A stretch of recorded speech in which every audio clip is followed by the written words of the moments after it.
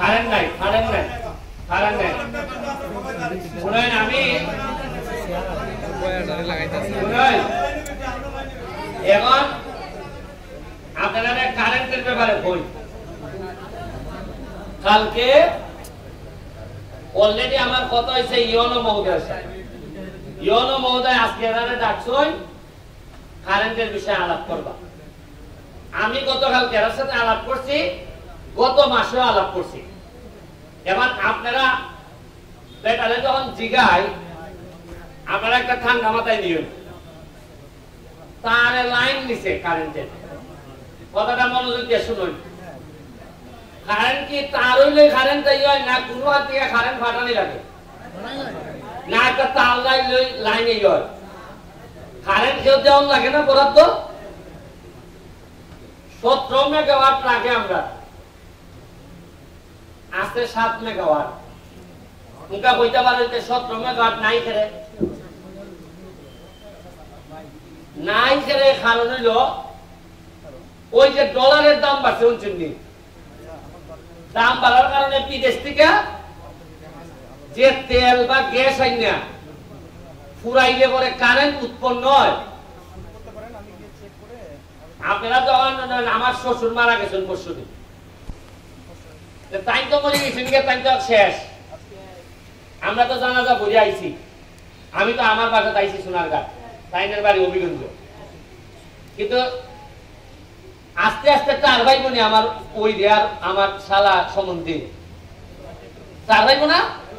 কারণ হইলে বাপ যখন নাই, আগে মানছে মাত্র 1 জাত, উনকা মাঝে আরেক জাত।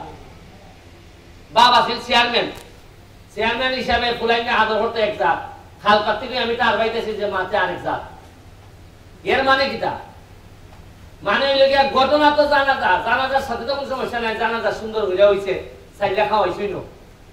কিন্তু এর এনে তার বাইতেছে আমার ওর বাড়িতে যে কিতা আড়াইছে, আর প্রতিদিন কিতা কিতা টান লাগতেছে। মুখা ভাবনা দ্বারা খাওয়াইছে যে তোমার বাবার ধরো ভাইটা মিটা দেও দেনা ধার যারা আমার ওরে ভাইটা, এরা কিছু আয় না, কতলা ঝামেলা। কিন্তু ঘটনা তো মাত্র একটা, মারা গেছে। কিন্তু কতলা ঘটনা করতেছে।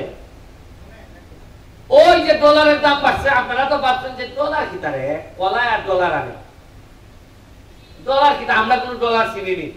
কিন্তু সরকারের তো ডলার দিয়ে কি বিদেশ থেকে আনন্দ লাগে। এটা কমতে ওই যে অর্থনৈতিক ওই যে ইউক্রেনের যুদ্ধ, রাশিয়া, ওই যে নিউজেও নই, কমতে এটা এমন তাল ধরছে যে আমরা তো মরা শেষ। এই যে অঙ্কা ধরেন আন্দোলন চলতেছে, যে বেটা অ্যাম্বুলেন্স দিয়ে ভাড়া না যাইতো, এবার দেখা যেত হবে। মানুষে তো আন্দোলন করতেছে, কোটা আন্দোলন, এলাকার অবস্থা তো সে আজকাল কোনো রুজি আছে নি, এলাকা গাড়িগুলা চলেনি। যে বেটা গাড়ির উপরে চলে, যে বেটা গাড়ি দিয়ে সারাদিনে 300 রুজি করে, এর আজকা কত রুজি হইব? আজকা যায় বাজারের কি হইব? এর মানে হইলে আমরা অনেক সমস্যা আছে, যেটা আপনারা কইলে বুঝালে কঠিন। তবে একটা জিনিস আপনারা বুঝতে চাই যে তোমার এমপি বানাইছি, কারেন্ট কেমনে আইনা দিবা দেও।